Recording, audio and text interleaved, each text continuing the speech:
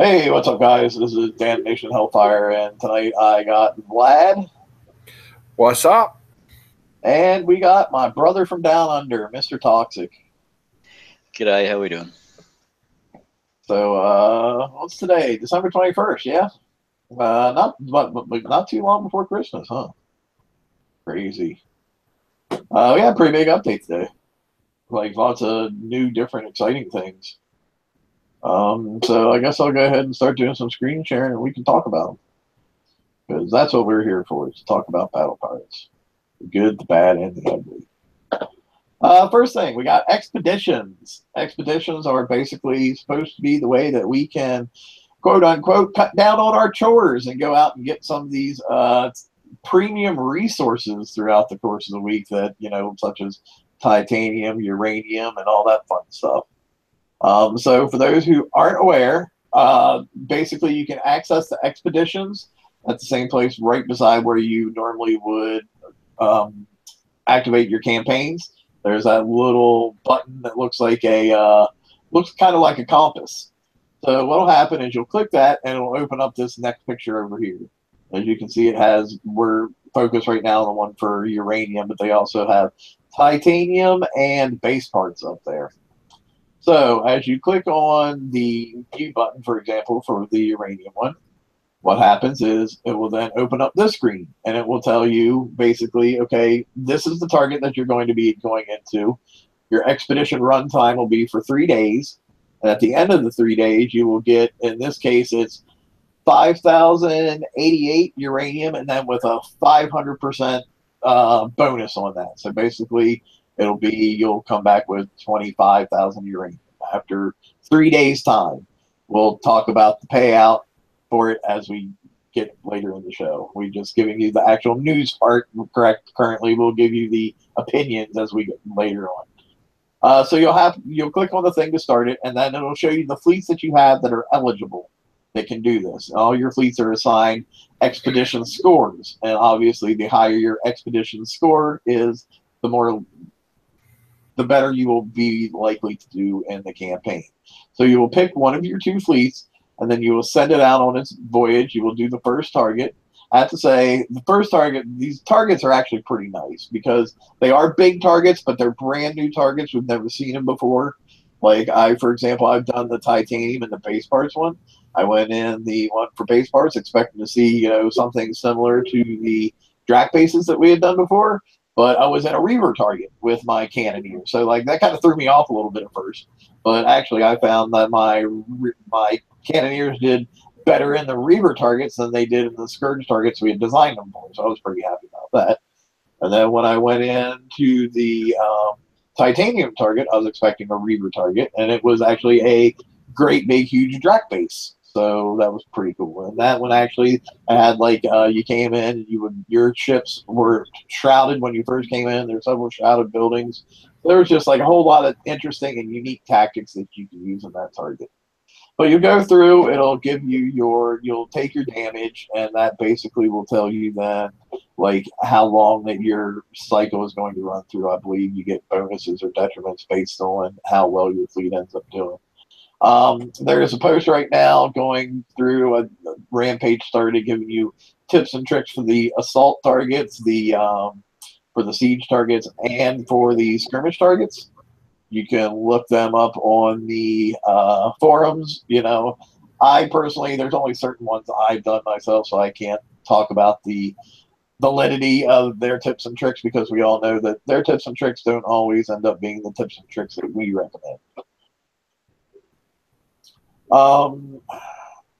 So, for example, this, and I'll be honest, to me, this part's really confusing.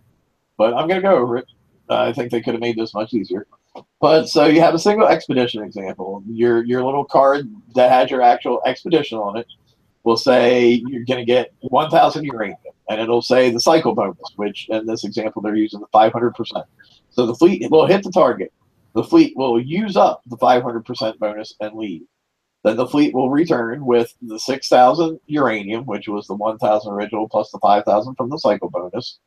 And then the cycle bonus is now 250%. So time passes, the fleet will drop off resources, and then the fleet uses up that 250% and leaves again, and you just get diminishing returns on your cycle bonuses as you progress. And I think eventually you get down to 54%, and that's where it bottoms out. Anybody confused? I know I certainly am. It's almost like they wanted it to be confusing.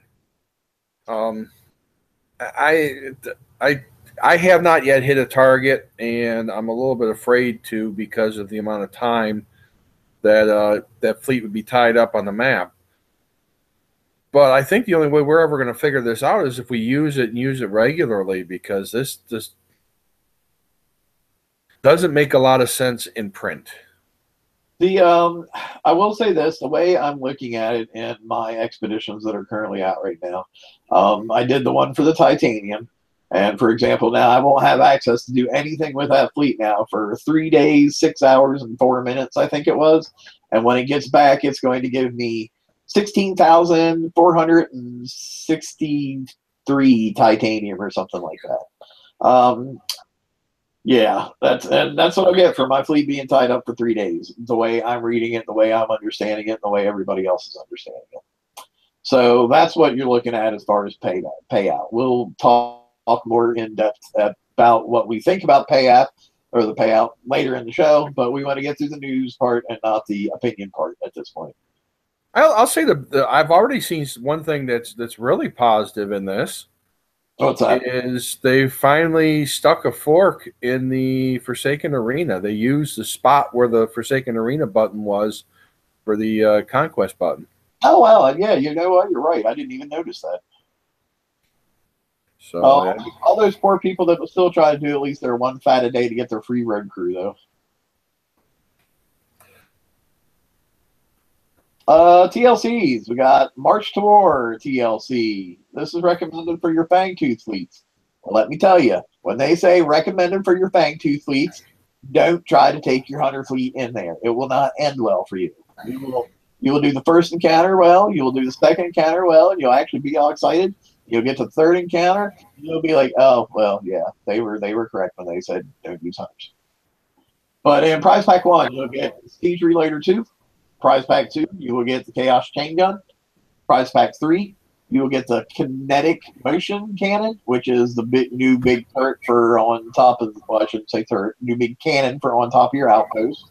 And then the Mastery Run Through, you can do 5 times, and you will get 5 Eviscerator holes, and you will get 5 things of 3 days worth of Conquer class build token.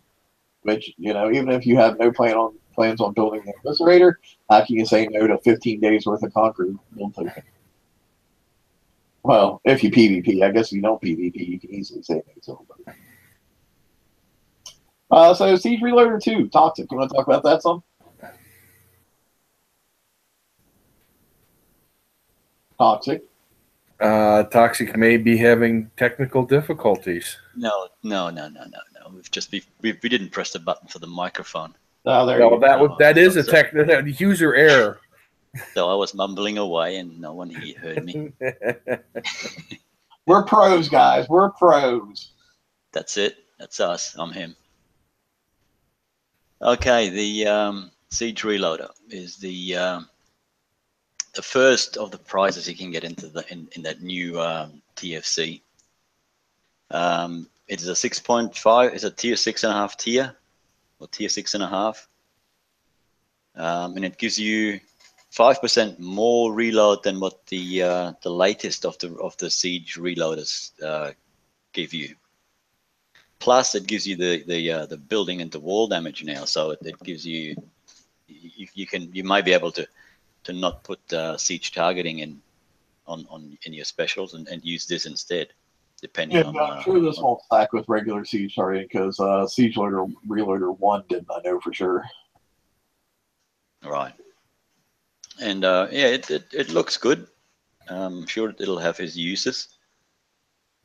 I'm not sure where I'm going to put it, but I don't know. One of the older fleets, it might fit on well. But yeah, it does look good.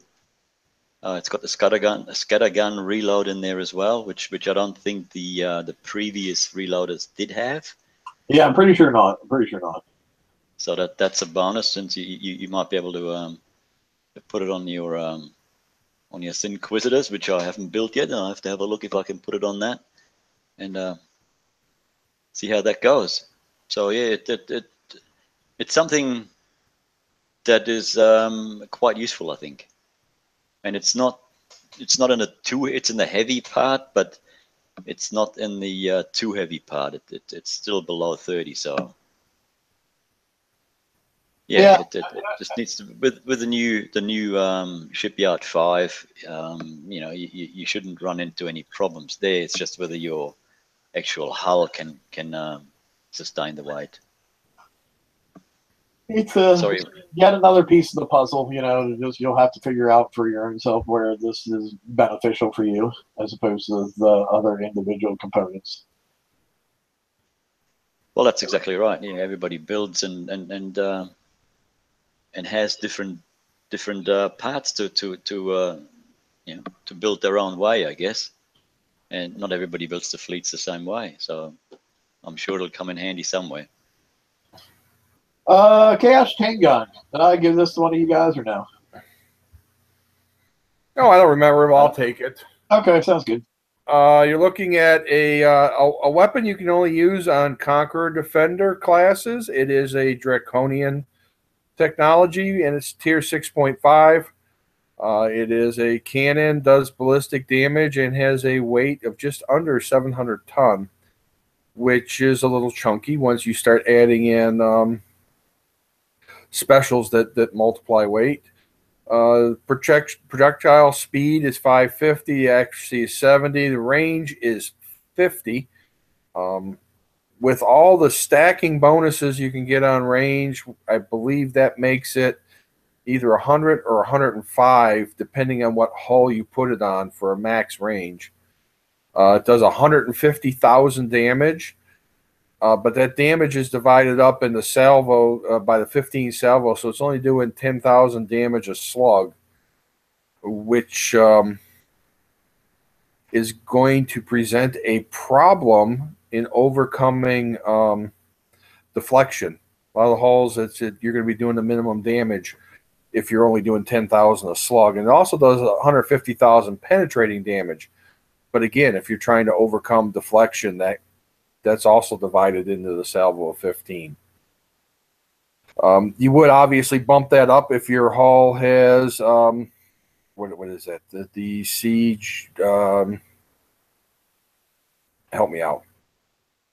DPS. If it has a siege DPS number, or a assault DPS number, that would bump that up.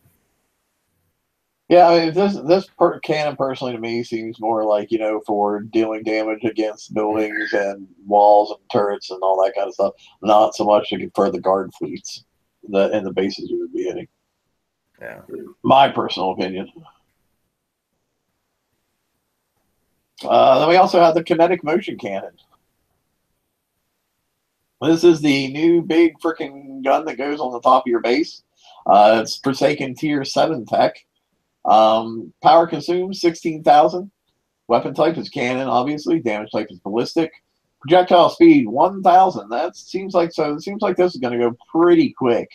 It's not an accuracy based weapon though, so you definitely it's going to be a dumbfire. So you want that projectile speed up, because otherwise the opposing hulls will just outrun it. It does have a nice splash though of 70.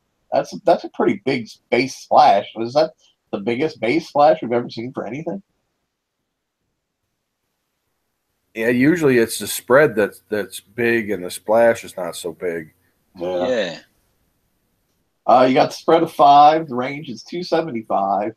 The damage is 403,020, and the reload time is 15. So it's an awfully specific number. I know, Yeah. right? It leads me to believe, why is it not 403,024? Right. Where did 20 come from and all that? What's interesting, I find especially interesting about this is, the last one that we had the Omni that's on top of our bases right now had a fairly big number as far as damage, but that was split up between multiple projectiles. This looks like this one is all one big projectile that is going to like beat the ever living crap out of you. Yeah.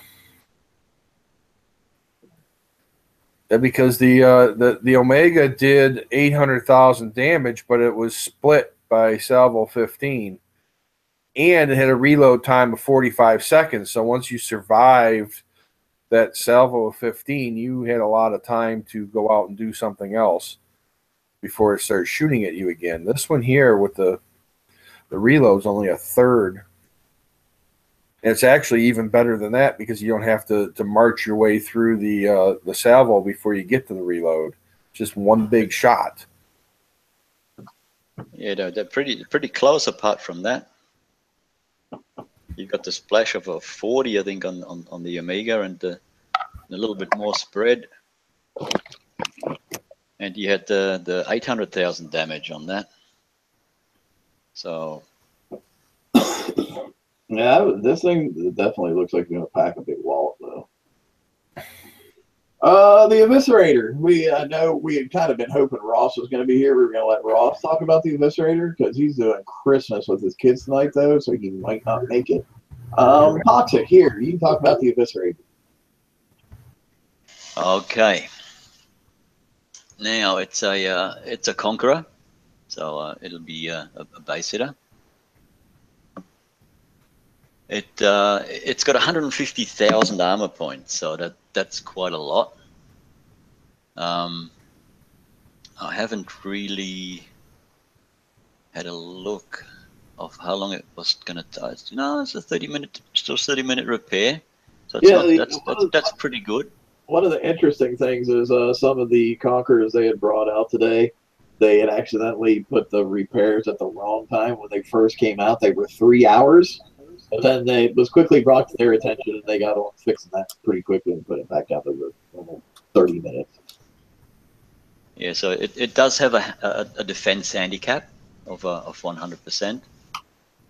And it's got all sorts of deflections. It's got the corrosive, the explosive, and so on and so on and so on.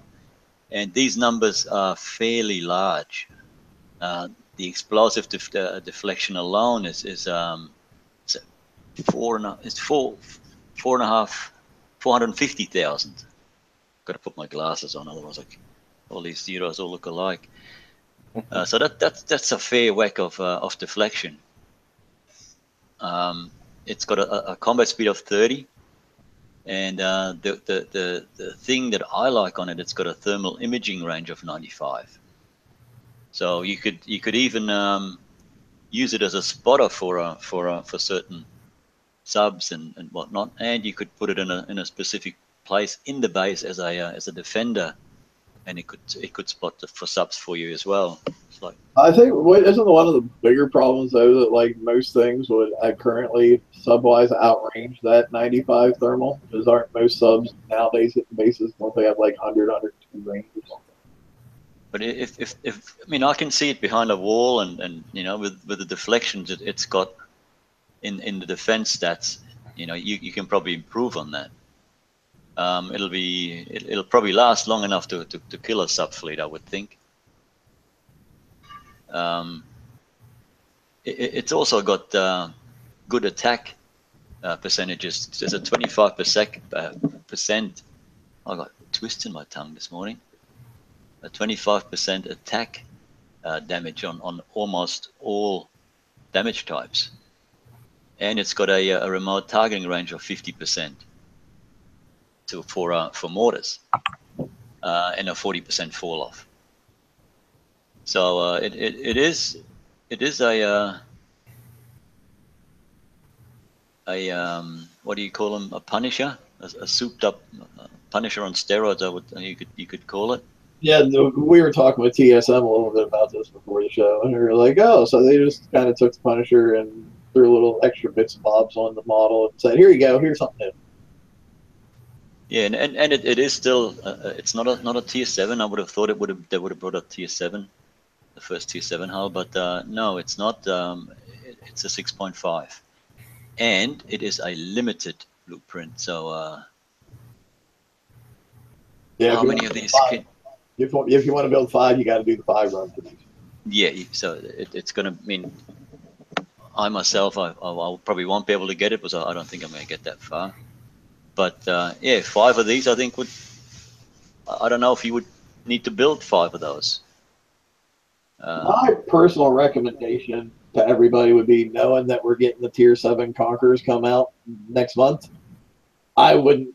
I don't know that I myself would bother with this. I'm personally probably not. I might do the campaign, but I'll be looking more at the Conqueror build tokens than I am the actual hull itself.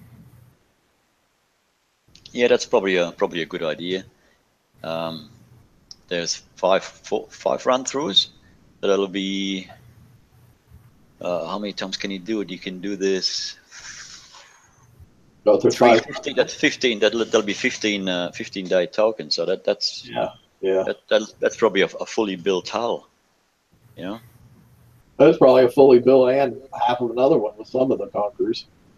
Yeah, depending on what you at least you'd get 1 out of it at least. Yeah. Well, but yeah, I was gonna say, you've done now. You're on prize pack what for this campaign right now? You're working on prize pack 3, I think you said. I have done 1 and 2. 1 wasn't so bad. I've used I've only got the 3 fangs, and I've used them to kill the subs, and then I took them out and brought my hunters in to kill the gluttonies. In the second prize pack, I've done the same thing, but they're quite a bit for me anyway. It was just a little bit too hard, and my fangs sort of died in the end in the 4th run through, and I had to bring my hunters in. And all I had left was I had 1 hunter that was left in the target, and it was 3/4 dead, maybe a little bit more. I brought my hunter fleet in, and 1 salvo of the hunter fleet, it killed all my hunters at the same time as I killed it. So they're pretty potent. Yeah. Be aware. Be aware. When they say Fang Tooth recommended, they mean Fang Tooth recommended. Yeah, but I didn't think it was. I mean, I had 1 left. I thought I'll run my hunters, and what's the worst thing that could happen? That's what happened. I would say the worst part of that too is I told you before you even did. I said don't take them in there. But I had to kill it with something. I didn't want to spend a coin, so I had to kill it. And I didn't think that 1 salvo would kill a whole fleet of my hunters, but it did. So there you go. Now everybody knows it. It's not for the. It's not for hunters at all. You can kill the gluttonies. The gluttonies are fine, and the run through 1 and 2, you can probably use hunters as well. I've done run through 1 in the second part of it, in the second pack, and that was all right. Didn't take much damage at all. But yeah, in the 4th run through in pack 2, I wouldn't use any hunters at all. Yeah, I look at this hull, and the deflections are pretty spectacular, and it does have 6 different kinds of deflections, so it's not going to have a big hole like some of the other hulls. But the remote targeting range is only 50%, and the remote targeting fall off is 40%. And you look at the Sloth, and its remote targeting is 100%, and the fall off is only 5%.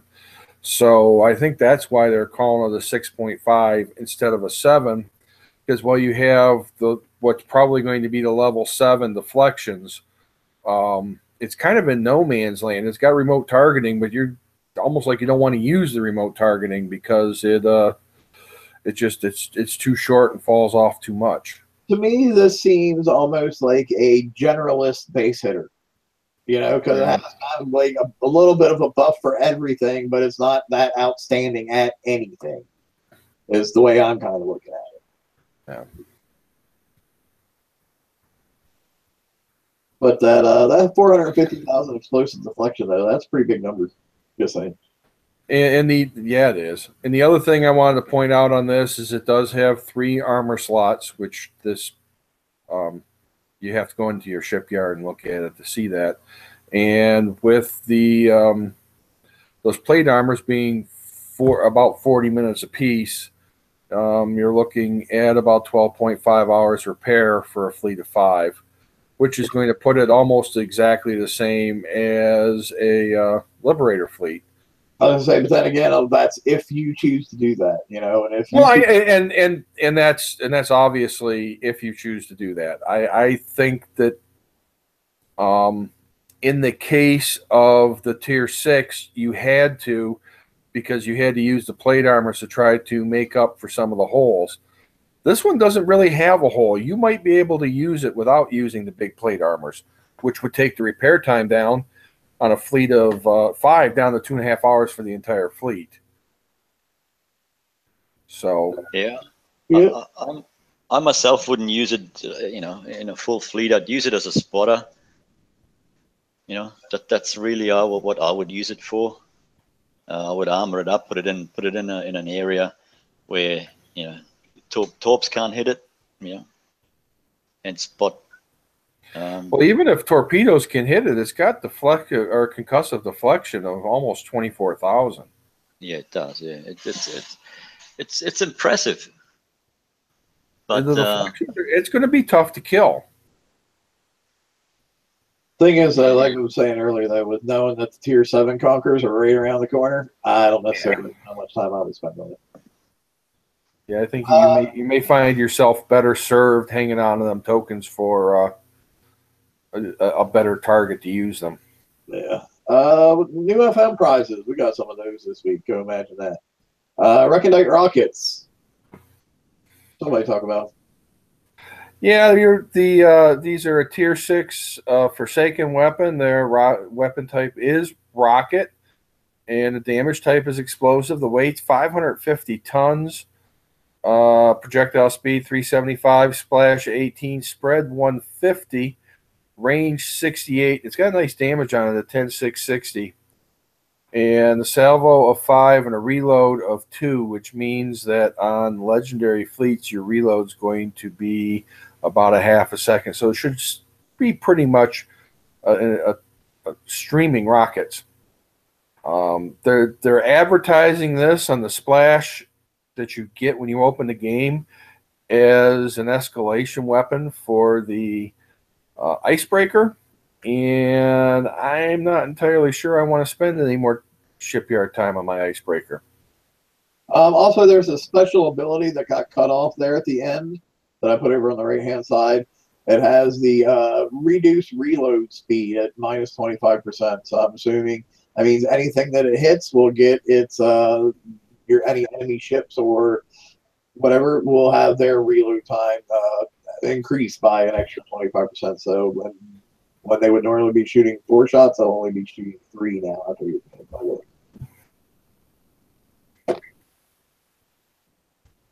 the Warhead Reloader, Toxic. yes, the Warhead Reloader. It is it's a Tier 6 weapon, and it gives you 75. Special. Sorry. That's a Tier 6 special. Sorry, special. Sorry, yeah, sorry. Tier 6 special, and it gives you a 75% reload, and it gives you a 25% explosive damage. And when I saw this, it looked good, but then the first thing I thought was Cluster Warheads 3. So I quickly had a look. I didn't do any maths on it, but a rank 15 Cluster Warheads 3 has got a rocket reload of 210%. So I wonder if a Cluster Warheads 3 fully ranked would punch out more damage than what the extra 25% explosive damage on this would do.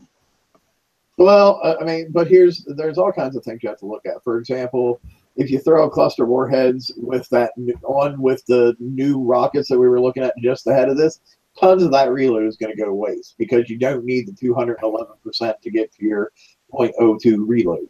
You know, that's true. Yes. So this is where I kind of like this. This is like all the old specials that we had that like take a little bit from this one and take a little bit from this one and can put it together. So it's not as good as either one of them on their own, and it's one category thing it does, but it gives you the options of having both of those things on one thing. And I think for the weapon we were looking at just before this, I think it's good pairing for that. You know, it does have the 25% damage and a reload on top of it. I think they will make a good pairing. I totally agree. I was just wondering. I was just curious with just the reload, and we do have different rockets, so you know, it's just a thought. Right. Yeah, it's like the old the barrel and what was it? And they come out with a cannon system. It didn't have as much, but you only used hardened barrels and reloaded. Yeah, we've had tons of stuff like this, and we've had stuff for like, you know, for the specials and for so we've had just always that same pattern. It just happens to be for rockets this time around. Yeah, it does. It saves up a special slot, so it's always a good thing. Yeah, and then we also had the alloy panels XCO. And your alloy panels XCO or Draconian Tech Tier 5, it is armor power consumed 12%, which means you're going to be putting these in your base, and it will give you explosive and corrosive defense of 45%. Which, hey, since the one of the biggest things right now is, you know, still the Kings Written Sloths, and there's still a lot of people out there using the corrosive thin scattergun gluttonies at the moment, though, and even some people using Inquisitors. So, you know, those two defenses go right on with those basic fleets. So, yeah, I mean, it's regular alloy panels like we get all the time. Not a whole lot exciting to say about. There is another TLC coming that originally I think it was very confusing because it seemed like it was coming out this week, and then it's like, no, it's not coming until the 29th. This TLC will allow you to earn the new Hydra Siege Cruiser hull. This hull is going to have the first CIC slot, and the first CICs will be released in the January event, which will increase the power of the Hydra even further for events later in the cycle. So we don't know exactly what comes in what prize packs or whatever, but we figured, hey, we have the information on these prizes available, so we might as well talk about them as much as we can. The optimized launcher, D116-S. This is a Draconian weapon. It's for siege class hulls, and this is a tier 7 weapon. It's a launcher that does radioactive damage and is 800 tons. Has a projectile speed of 350, accuracy of 25, not really accurate. Range of 70 to 95. Damage is 2,000. Reload time of 4. Multi-shot of 4. Shockwave damage of 15,000. Building damage that looks to be like 11,500 to me, but it got cut off. Yeah, I was going to say it got cut off, but that's what it looks like. And that's all pardon me. That showed up on the blueprint on the forums, and it wasn't in the game yet. I couldn't find anywhere. So this is pretty much all the information we have on it at this point in time. Yeah, quick question to the both of you there on that launcher. Did launchers always have a donut? I don't think so. No, I didn't think so either. I was curious there. Yeah, that just seems to be a pretty tight. It's only 25 distance units. Yeah. However, since this is for siege stuff, and most siege stuff, you know, you're fighting against turrets and stuff that don't really move, having a minimum range generally shouldn't be all that important. You know what I'm saying? That is true, yes. And what I'm wondering too, like, okay, you know how the Buccaneer had not only ballistic bonuses but also radioactive bonuses. Like, I haven't sat down and done any kinds of math, obviously, but that just makes me wonder, would this pair well on the Buccaneer? Maybe, I don't know.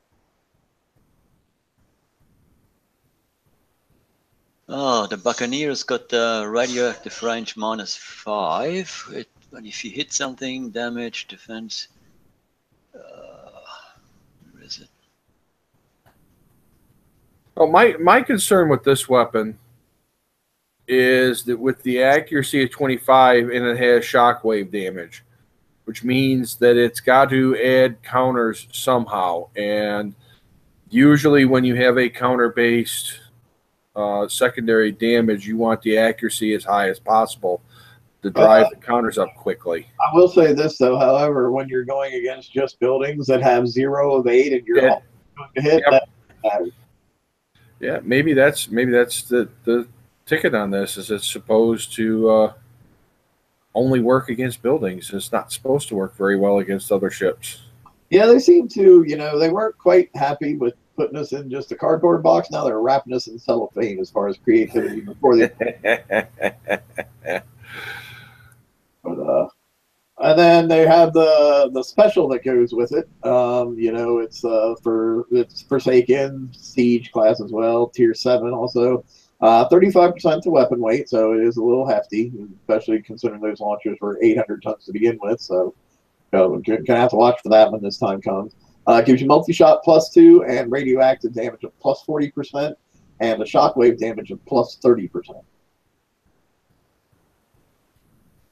So seems like decent special. Like I said, we didn't have a whole lot of time to look over this, so I haven't had a whole lot of time to compare it to other things that do the same thing to be like, is it better, this, worse, that kind of thing. So. It's been a long time since I drug a radioactive weapon into a siege or a PvP target.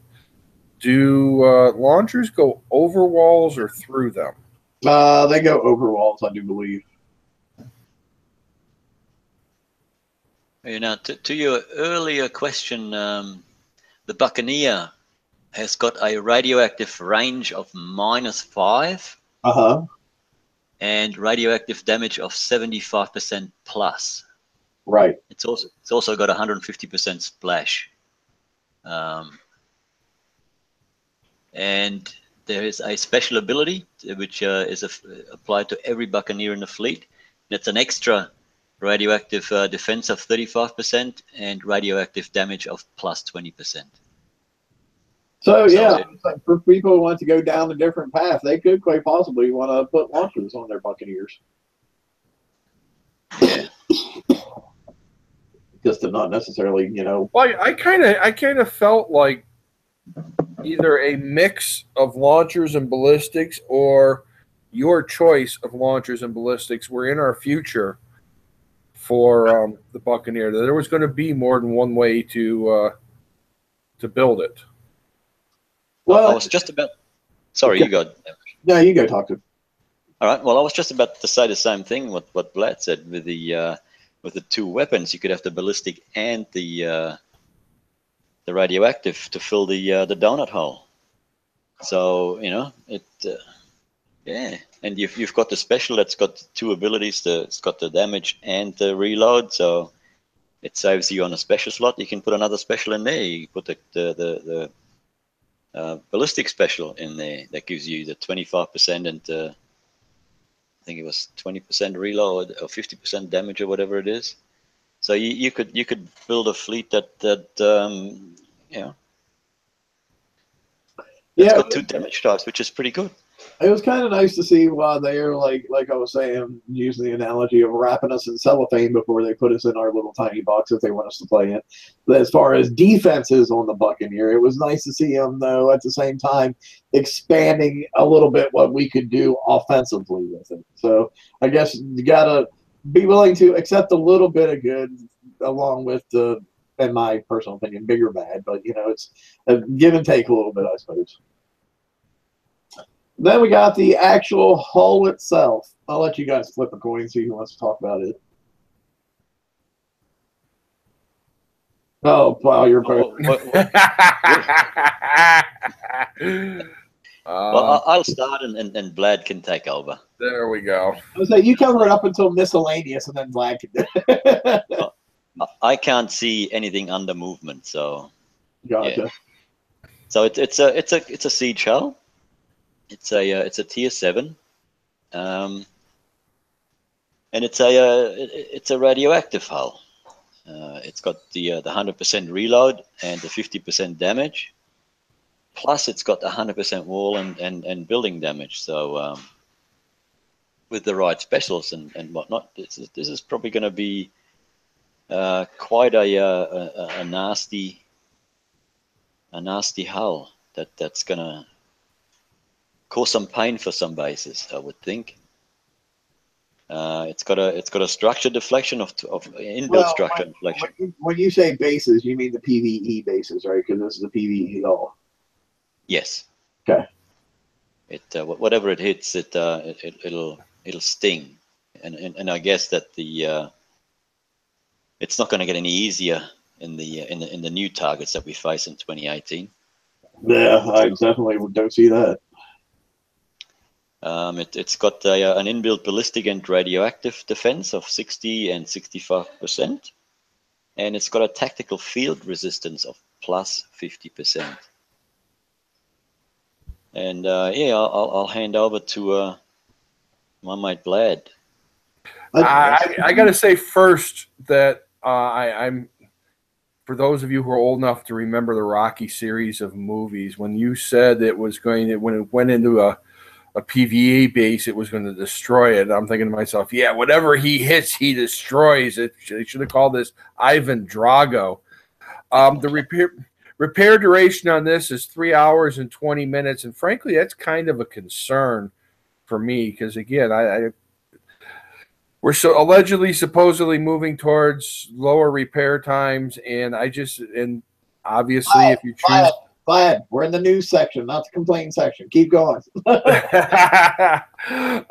The weapon slots are 8, armor slots are 4, 6 specials. It does have a CIC slot. It actually carries a decent amount of cargo. It has a special ability with an R cap of 5, which affects ships, and they will support each other with turn speed and various combat speed and various defenses. And there you go. I like the 1,250 structure deflection that's on it. I do like that. Yes, they're, because that's what we'll be hitting is all structures with these boats. Well, that's the way a siege target is supposed to be anyway. We'll see what we actually end up with. But yeah, so that should definitely come in handy against that. So having that siege deflection on top of your charged armors, that'll be a lovely, lovely thing. I'm just wondering what the CIC slot, what surprises it is going to bring. And, no idea. That's going to be. It's going to be interesting, isn't it? Well, that's sort of everything old is new again, because that was it feels like the same mechanic as the old TAC modules, but obviously they're not going to be the same modules.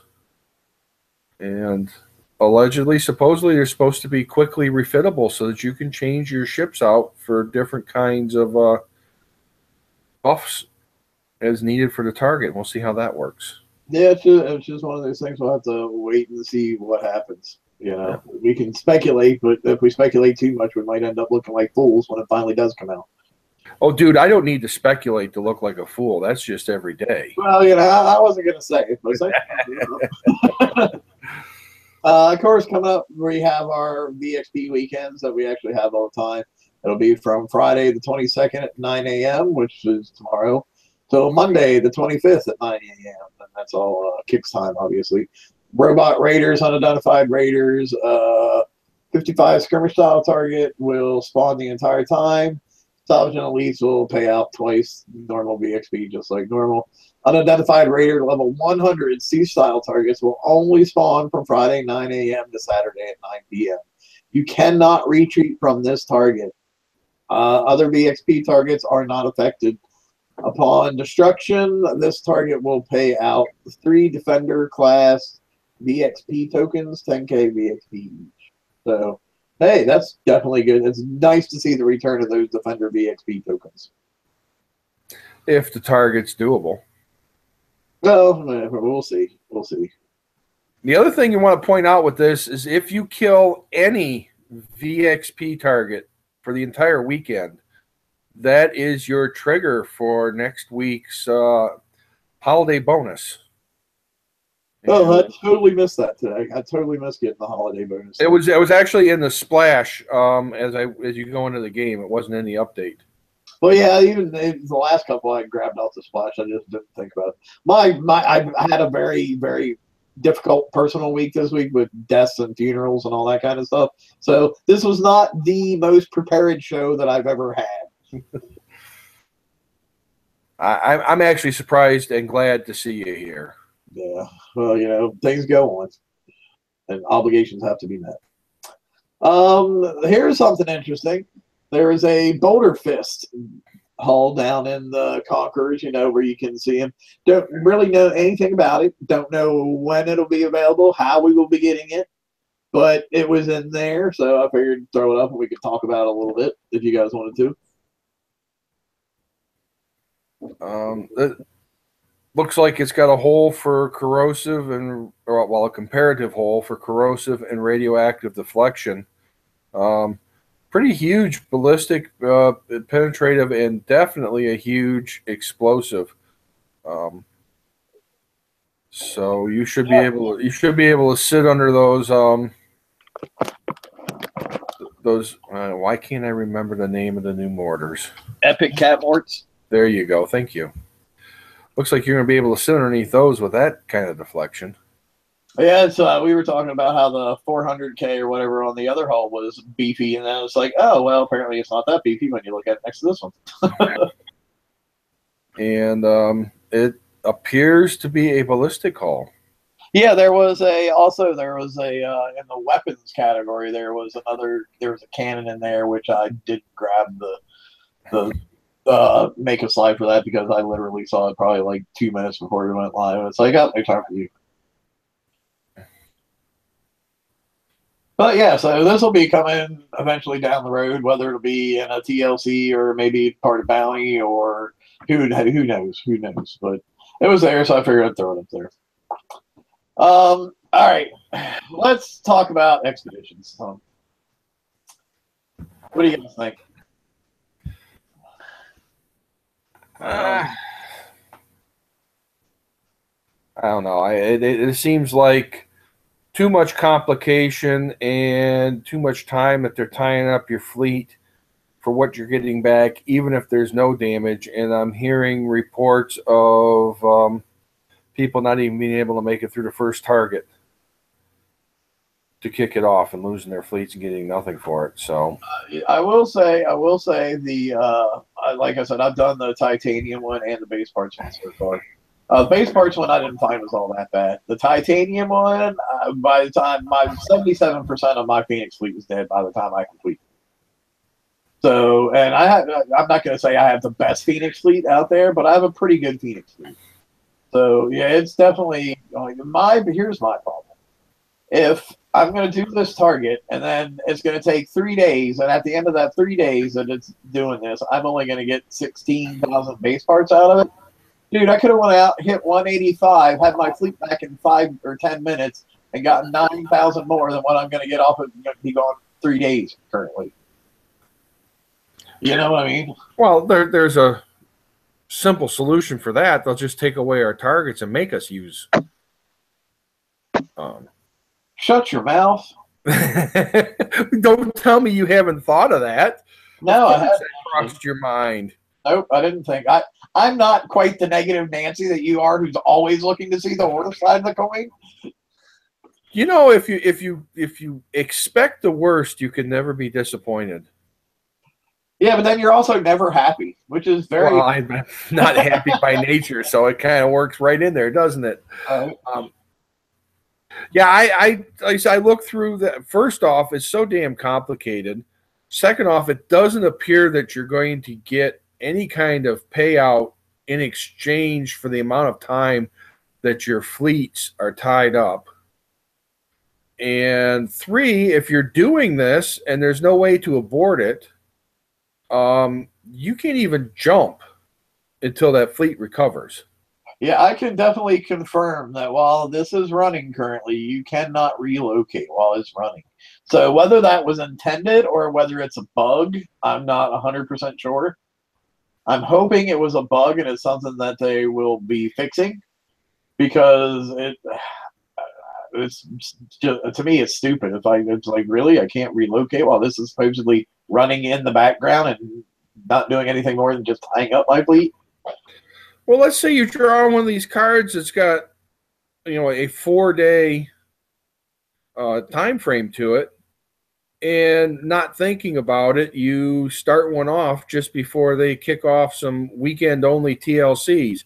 You could conceivably have the fleet you need to do a TLC tied up for nearly all of the time the TLC is available. Yep. And if you can't abort it, what are you going to do?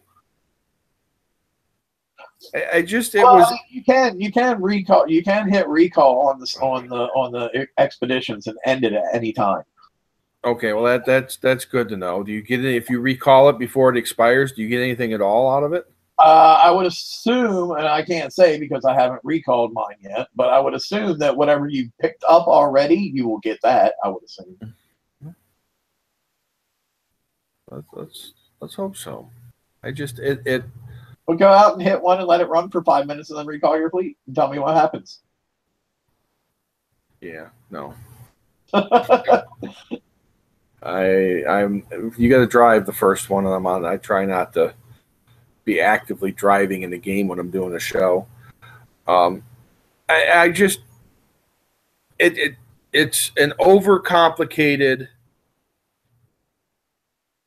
and apparently pricey solution to a problem that they created on their own, and they could just make it easier to chase these resources, and not even easier, less grindy. I'm okay. Where it falls short for me is when it comes to the payout. You know, if I was getting, like, after my 3 days, I was getting, like, you know, a full warehouse of titanium after 3 days, I'd probably be much more willing to be accepting that.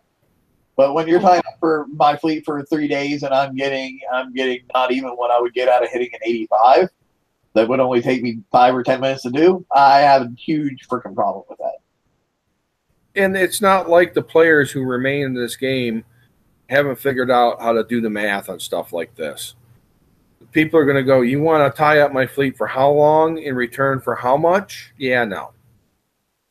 Yeah, and like when you're at the level, like I'll use uranium for a great example. When you're at the level of players that most of us are, like uranium, you spend that shit like water, dude. So giving me, like, you know, oh, after 3 days of waiting, here's your 25,000 or 50,000 uranium. That's nothing, man. That's nothing. Like, literally, I sneeze that much uranium away. You know, that's not even enough. That's not even enough to do one of the new retros that costs like 90. Well, the new retros are anywhere between 50 and 90. I just started up one of my repair specialists. I had one expired during the raid, and the next repair specialist was like 300,000 uranium. And I couldn't start it until after the raid was over because I didn't have enough uranium to get it moving. The titanium costs in the Huggy Yard are an impediment.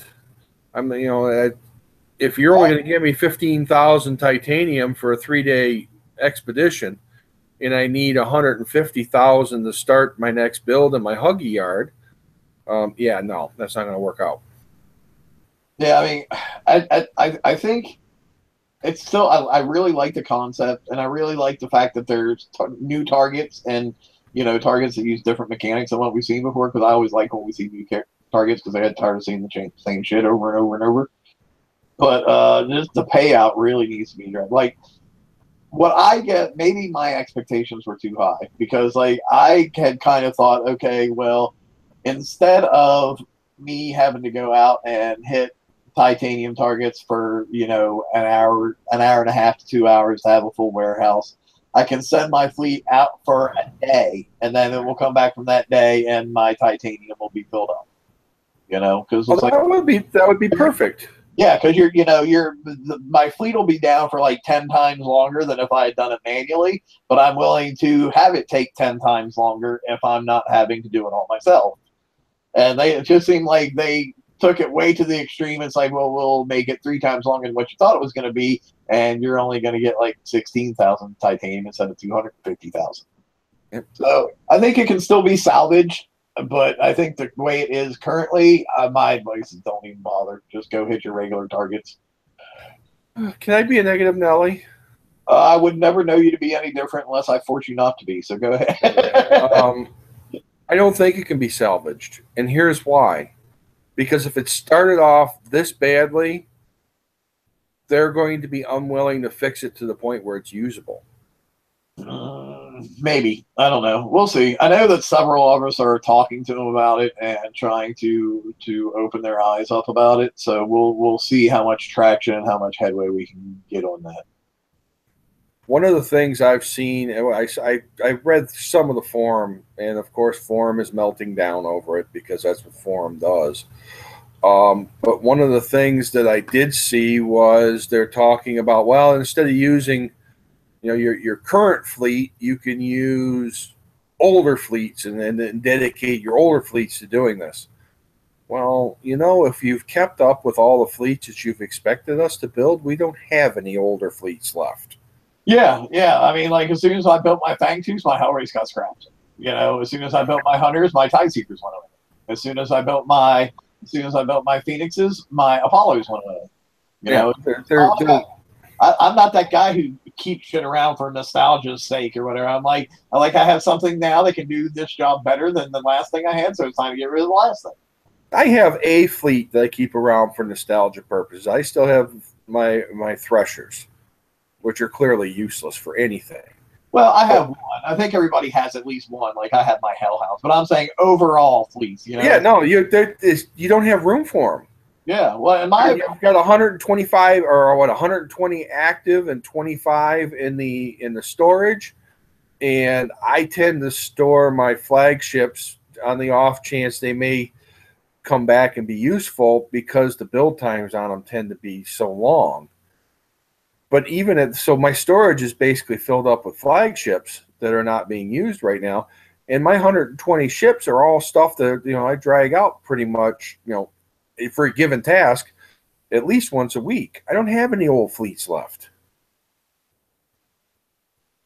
I don't know. Like, I'm not a big fan of Expeditions the way it currently is, but I still have faith that it can be salvaged. What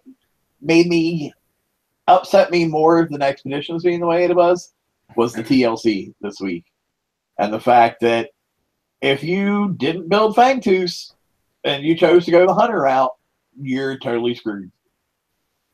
Well, my opinion on that. I've been, ever since Tide Seekers and Hellrace, I've said you need to have both fleets fully done.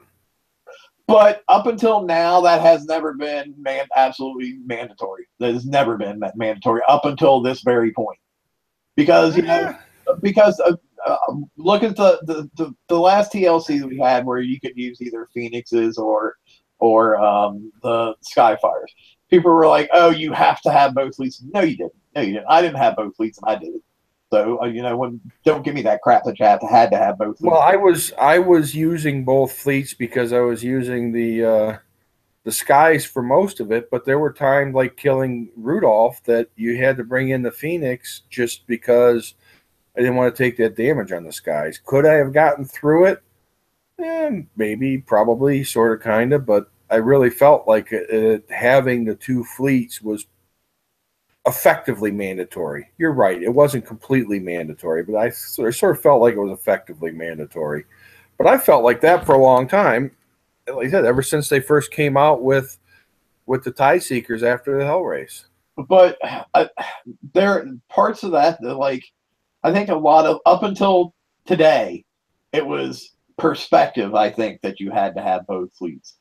Today, it was you literally had to have the Fangtooths to even participate in this campaign. Whereas before, like I said, the last one, I didn't use Skyfires. I used Phoenixes to do the whole thing. Or if I could have been the flop too, if I would have had Skyfires, I could have used those to do the whole thing. It's not like they said, oh, this campaign is only for Phoenixes, or this campaign is only for Skyfires.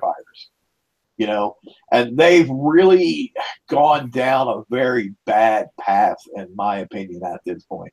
Because the first thing I did was when I saw this was Fangtooth only, and I went in and I took my fleets and discovered, yes, this is Fangtooth only. I said, is there going to be a campaign just like this for 100 people? And I got the response, to the best of my knowledge, no. And congratulations on totally alienating and pissing off 50% of your players. Good job. Yeah, not 50%. Only 50% of those who didn't believe that both fleets were mandatory to begin with. I've got both fleets, and I do believe that there's going to be another TLC in this, probably, either if not this month, next month, that will be just for hunters. But it's not going to be the same in the sense that the prizes will be completely different. So they were telling you the truth, because it's not going to be for the same set of prizes. So it won't be exactly the same, but for hunters. But I'm convinced, I've been convinced for a long time that you get punished for not building fleets. But this is the only time, to the best of my knowledge, that if you didn't build one specific fleet, you had absolutely no chance whatsoever. Like, it wasn't even, you couldn't even think your way around it. That's what I'm saying. Yeah, we'll see. Like I said, I know that I have built every both fleets for each of the class iterations since they came out, and that's why my shipyard, before I can't really devote the time to chasing the titanium, but before the Huggies yard, if it didn't have come with enough tokens to build the whole thing, I didn't build the Conqueror hulls because they got in the way of the raid fleets, and you need the raid fleets to keep up, both for the raid and for the TLCs to follow. And here's another aspect of it that pisses me off too. Like, this whole campaign just in general pisses me off, because they talk about the separation of PvP and separation of PvE. How they want those two things to be totally separate. And then what do you go and do? I have to do a PvE campaign to get 15 days worth of fucking Conqueror tokens. Hello? You got to keep it separate. Get off the pot and actually keep it separate, man. Quit dicking around about the whole thing. Well, again, differing expectations. I never expected them to honor that.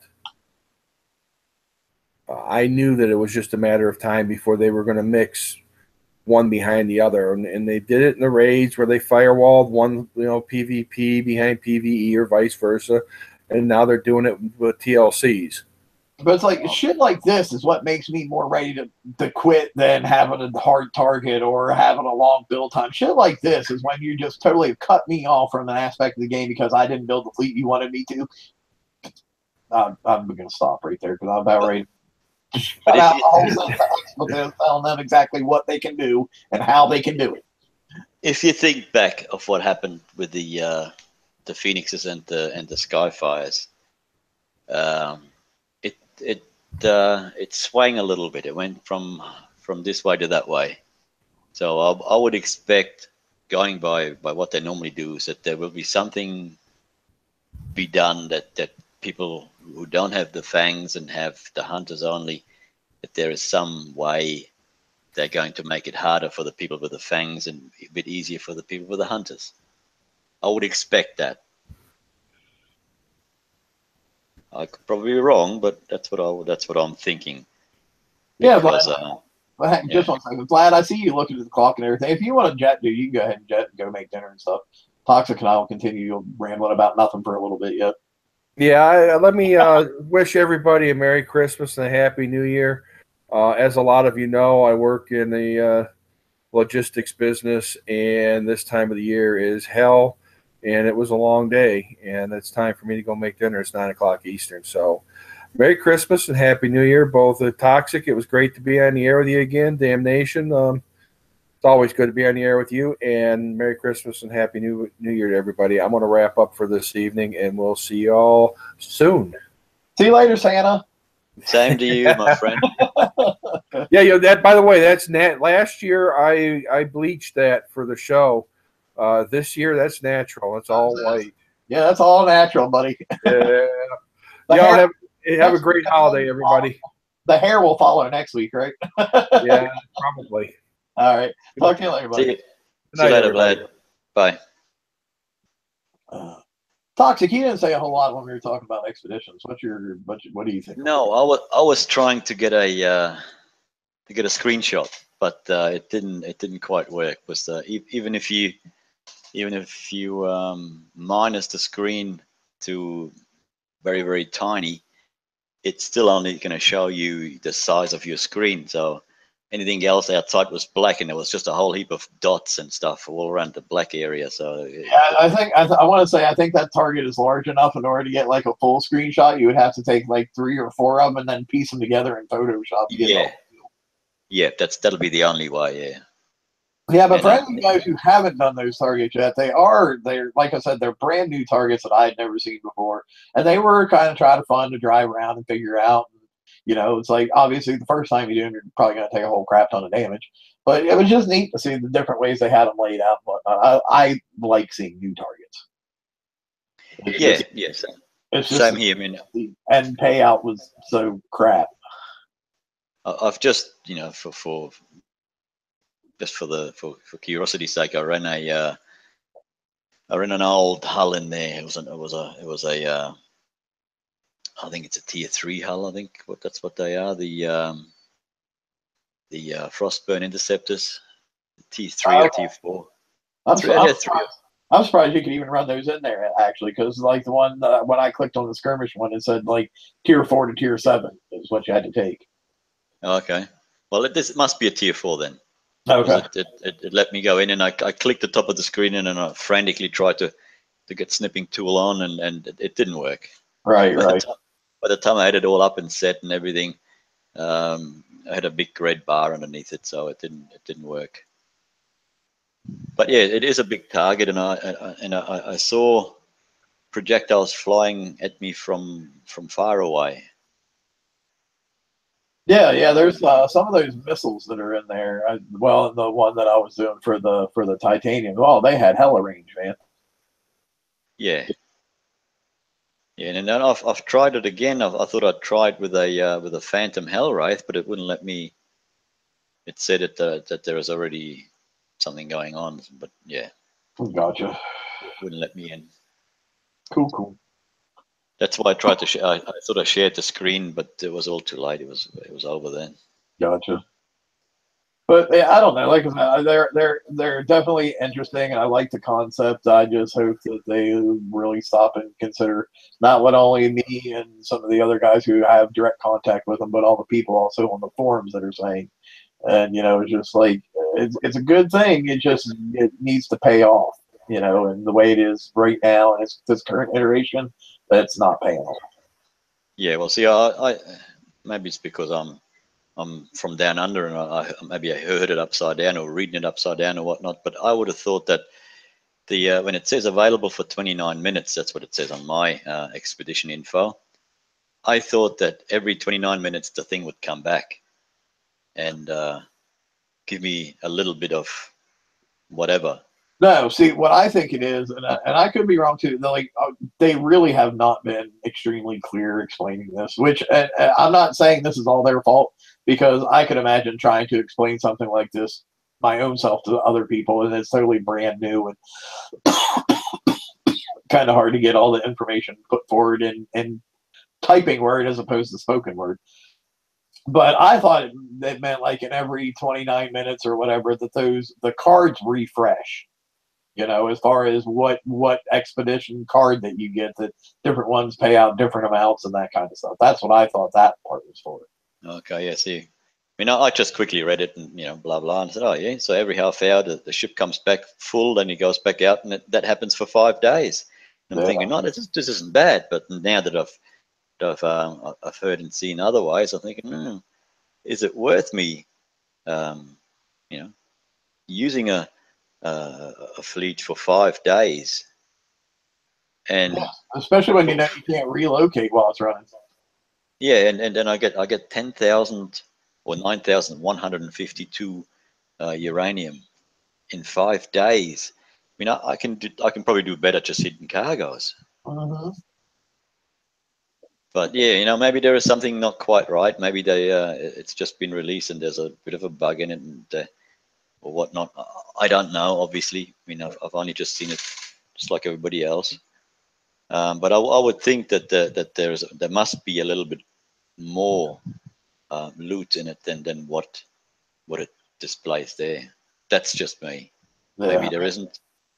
It's brand new, you know. We always know when they bring out brand new stuff that there's going to be bugs and there's going to be kinks and there's going to be things that they are probably going to have to address based on feedback. That's why some of this stuff I wish they would have way more previews than what they do before they say, okay, here you go, here's a new product, and everybody looks at it like it's a turd floating in the punch bowl. But you know, I have no control over that. Is what it is. That's exactly right. I mean, we can only give our take of it. So. But yeah, I think that'll wrap it up for tonight. Thank you guys for watching, and all of you guys who watch later, definitely appreciate it. Found anything what we said interesting or insightful, give us a thumbs up and a like, and share it with your friends. Sorry, like I said, I know this probably wasn't one of our most prepared shows.